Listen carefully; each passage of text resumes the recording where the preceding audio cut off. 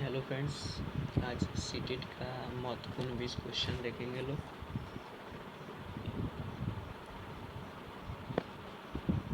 First question है, एक बच्चा गणित के सवाल को हल करने में बार बार गलती करता है।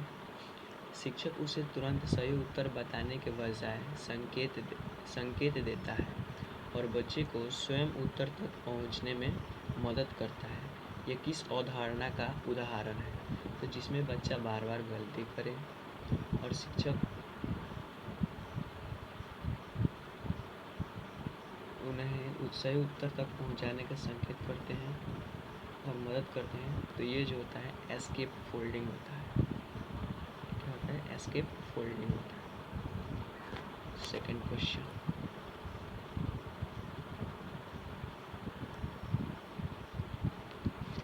एक शिक्षक देखता है कि एक बच्चा किसी कार्य को अकेले नहीं कर सकता, लेकिन किसी अधिक सक्षम व्यक्ति की मदद से उसे सफलतापूर्वक कर लेता है। ये किस अवधारणा से सबसे अधिक संबंधित है? यूज है ZPD, यानी कि निकटस्थ विकास का क्षेत्र है। थर्ड क्वेश्चन, एक बच्चा कहता है मैं गणित में कमज़ोर हूँ, इसलिए मैं यह सवाल कभी नहीं कर सकता। एक बच्चा कहता है मैं गणित में कमज़ोर हूँ, इसलिए मैं यह सवाल नहीं कर सकता। शिक्षक को सबसे उपयुक्त प्रक्रिया क्या देनी चाहिए? फर्स्ट ऑप्शन, हाँ तुम गणित में कमज़ोर हो। सेकंड ऑप्शन, इसे छोड़ दो और दूसरा विषय पढ़ो। तीसरा क्वेश्चन, अभी कठिन लग रहा है लेकिन अभ्यास या और सही रणनीति से तुम इसे सीख सकते हो। फोर्थ क्वेश्चन, दूसरे बच्चों की नकल कर लो। तो राइट आंसर होगा option number C, option number C. Fourth question, एक शिक्षक परीक्षा में कम अंक पाने वाले बच्चों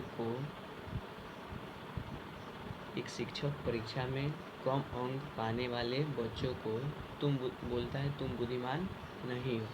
यानी कि एक शिक्षक है, वो बच्चा कम नंबर मार्क्स ला रहा है, तो शिक्षक बोल रहे हैं कि तुम बुद्धिमान नहीं हो। यह व्यवहार क्यों अनुचित है? फर्स्ट ऑप्शन है क्योंकि अंक हमेशा गलत होते हैं। सेकंड ऑप्शन है क्योंकि एक परीक्षा बच्चों की पूरी क्षमता को नहीं माप सकती है। सेकंड ऑप्शन है सी नंबर ऑप्शन है क्योंकि शिक्षक को अभी परीक्षा नहीं लेनी चाहिए। फोर्थ ऑप्शन है क्योंकि केवल मौखिक परीक्षा होनी चाहिए। तो राइट ऑप्शन होगा B number, right option B number, क्योंकि एक परीक्षा बच्चों की पूरी क्षमता को नहीं माप सकती। क्वेश्चन नंबर 5, एक बच्चा कक्षा में बहुत कम बोलता है। एक बच्चा कक्षा में बहुत कम बोलता है लेकिन लिखित कार्य बहुत अच्छा करता है। तो शिक्षक को क्या करनी चाहिए? तो शिक्षक को उसकी अलग अलग क्षमताओं को पहचान कर विभिन्न तरीकों से अभिव्यक्त करने का अवसर देना चाहिए। Option number C. एक शिक्षक कहता है कि मेरी कक्षा में सभी बच्चों के लिए एक ही शिक्षण विधि सबसे अच्छी है। एक शिक्षक कहता है कि मेरी कक्षा में सभी बच्चों के लिए एक ही शिक्षण विधि सबसे अच्छी है। यह कथन किस कारण से गलत है? ऑप्शन नंबर 1, क्योंकि शिक्षक को केवल खेल के माध्यम से पढ़ाना चाहिए। ऑप्शन नंबर बी, क्योंकि सभी बच्चों समान तरीके और गति से नहीं सीखते। ऑप्शन नंबर सी, बच्चों को स्वयं ही सीखना चाहिए। डी नंबर है क्योंकि पाठ्य पुस्तक का उपयोग नहीं करना चाहिए। तो ऑप्शन नंबर बी हो जाएगा, क्योंकि सभी बच्चे समान तरीके और गति नहीं सीखते। गति से नहीं सीखते। नेक्स्ट क्वेश्चन, एक बच्चा किसी अवधारणा को गलत समझ रहा है। एक बच्चा किसी अवधारणा को गलत समझ रहा है। शिक्षक उसकी गलती को तुरंत सुधारने के बजाय उसे प्रश्न पूछता है। कोई बच्चा कोई भी क्वेश्चन गलत कर रहा है, लेकिन शिक्षक उसे सुधारते नहीं हैं, परंतु उसे दूसरा क्वेश्चन पूछने लगते हैं ताकि वो स्वयं अपनी सोच की जांच कर सके। यह किस दृष्टिकोण से सबसे अधिक संबंधित है? तो यह जो है रचनावादी दृष्टिकोण से संबंधित है।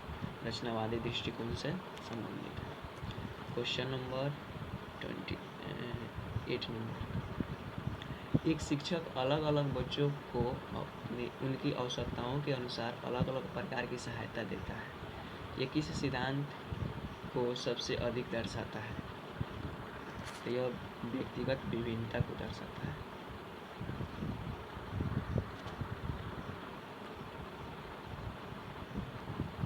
यह व्यक्तिगत विभिन्नता को दर्शाता है।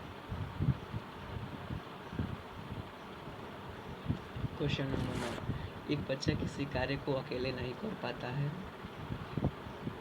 एक बच्चा किसी काम को अकेले नहीं कर पाता है, लेकिन शिक्षक के संकेत देने पर वह कार्य पूरा कर लेता है। शिक्षक बाद में संकेत देना बंद कर देता है। यह किसका उदाहरण है?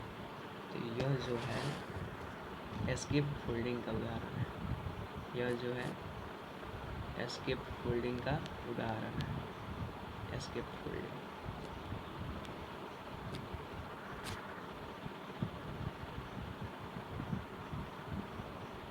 सीटेट के अनुसार एक अच्छे शिक्षक को बच्चे की गलतियों के प्रति कैसा रवैया रखना चाहिए? तो सीटेट के प्रति अच्छे शिक्षक को बच्चे की गलतियों के प्रति गलतियों को सीखने की प्रक्रिया का हिस्सा मानना चाहिए। गलतियों को सीखने की प्रक्रिया का हिस्सा मानना चाहिए।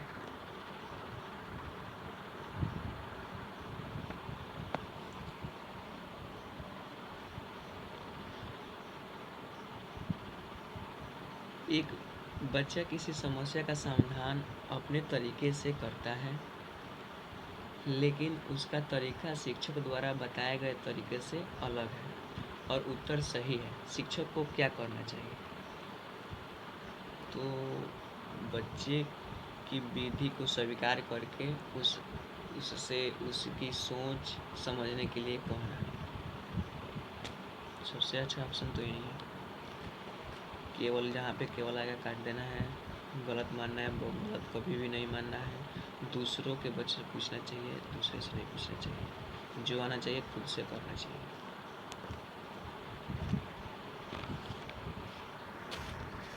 एक शिक्षक केवल सही उत्तर देने वाले बच्चों की प्रशंसा करता है, प्रशंसा नहीं करना है। इससे कौन सी समस्या हो सकती है? बच्चे अधिक रचनात्मक बनेंगे। प्रशंसा से बच्चे अधिक रचनात्मक नहीं बनते हैं।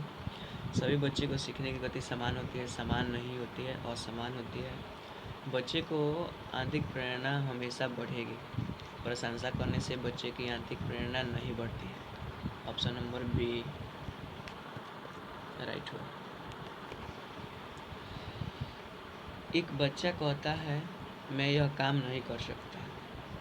शिक्षक कहता है पहले कोशिश करो, फिर हम मिलकर देखेंगे कि कहाँ कठिनाई आ रही है। यह किस प्रकार की प्रेरणा को सबसे अधिक बढ़ावा देता है? असफलता का डर। जहाँ पे डर आएगा ऑप्शन काट देना है। जहाँ पे भी दंड आएगा, बाहर दंड आए तो या आंतरिक दंड आए तो काट देना है।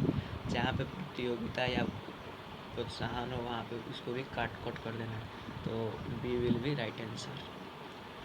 आत्म प्रभावकारिता। नेक्स्ट क्वेश्चन, एक शिक्षक किसी बच्चे की तुलना बार बार दूसरे बच्चों से करता है। एक शिक्षक किसी बच्चे की तुलना बार बार दूसरे बच्चों से करता है। इससे सबसे अधिक क्या समस्या हो सकती है?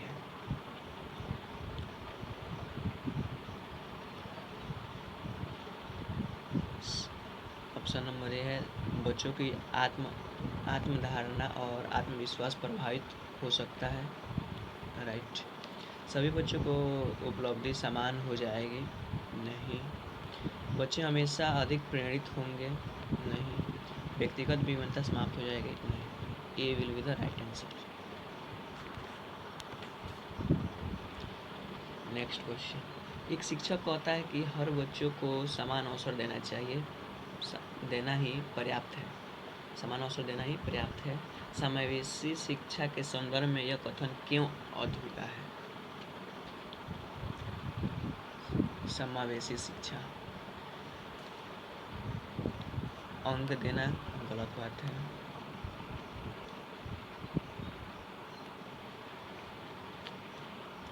क्योंकि केवल यहाँ पे एक कट कर देना है, क्योंकि शिक्षक को केवल प्रतिभाशाली नहीं।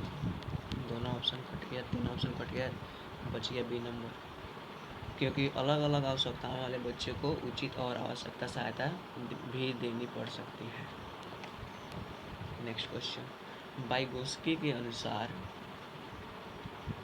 भाषा और सोच के विकास में सामाजिक वातावरण की क्या भूमिका है? तो सामाजिक भूमिका, समाज का प्रभाव पड़ता है, इसमें कोई प्रभाव नहीं पड़ता है, ये भी पड़ जाएगा। केवल जैविक विकास महत्वपूर्ण है, नहीं, जैविक विकास महत्वपूर्ण नहीं है। भाषा का सोच से कोई संबंध नहीं है, B will be the right answer. सामाजिक अंतःक्रिया बच्चों को संज्ञानात्मक विकास की महत्वपूर्ण भूमिका निभाती है। Question next. एक बच्चा परीक्षा में अच्छे अंक प्राप्त लाने के लिए पढ़ता है, लेकिन विषय को समझने में उसकी कोई रुचि नहीं है। किस प्रकार की प्रेरणा है? यह किस प्रकार की प्रेरणा है? तो जो काम अपने अंदर से हो, जो काम अपने अंदर से हो, जैसे रुचि हो गया, जिज्ञासा हो गया, आनंद के लिए कोई काम करें,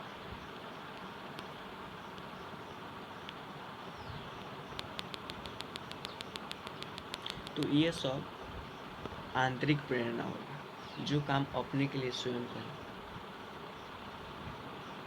और जो काम दूसरे के लिए, जैसे नंबर पाने के लिए, प्रोत्साहित होने के लिए, प्रशंसा करने के लिए, तो हो जाएगी बाह्य प्रेरणा।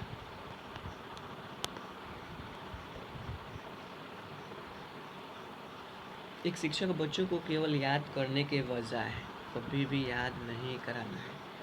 यह पूछता है तुम ऐसे क्यों सोचते हो, इसका मुख्य उद्देश्य क्या है? तो रटने की क्षमता बढ़ाना गलत। केवल परीक्षा की तैयारी कराना गलत। बच्चों को चुप रखना, ये भी गलत। बच गया बी नंबर, तो B will be right answer. 19 number question. एक शिक्षक देखता है कि एक बच्चा बार बार एक ही गलती करता है, सबसे प्रभावशाली तरीका क्या होगा?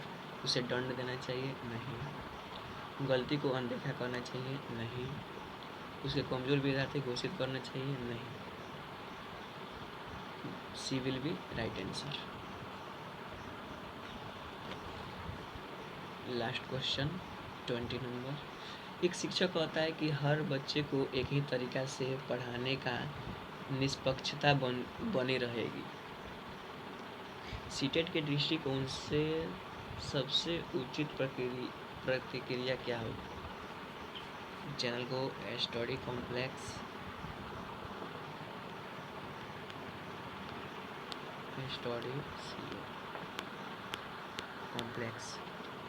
लाइक, शेयर और सब्सक्राइब अच्छा लगे तो ही कीजिएगा लोग, वरना कोई बात नहीं है। अच्छा लगे तो ही करना है।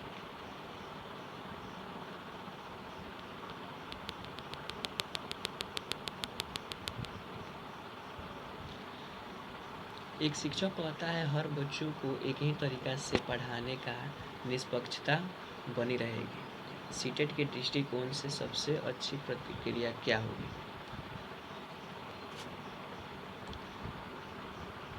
सही, क्योंकि सभी बच्चों को बिल्कुल समान शिक्षण मिलना चाहिए।